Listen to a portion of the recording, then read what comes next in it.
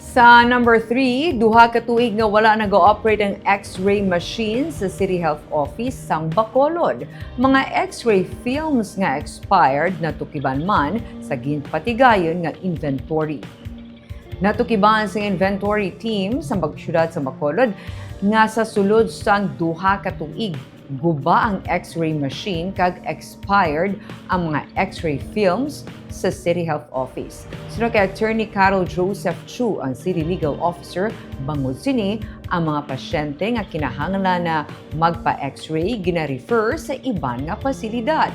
Dugang pa niya nga wala sang bisan ano nga report nga naghalin sa pasilidad nga nagpabalo nga guba na ang machine. Bisan pa nga duha na katuig ini nga wala naga-operate. Suno kay Chu, importante nga gina-maintain ang mga makina kag kagamitan sa mga health facilities agud masiguro ang husto nga serbisyo sa publiko. Samtang natukiban man sa inventory nga may mga rabies vaccines na nga malapit na mag-expire.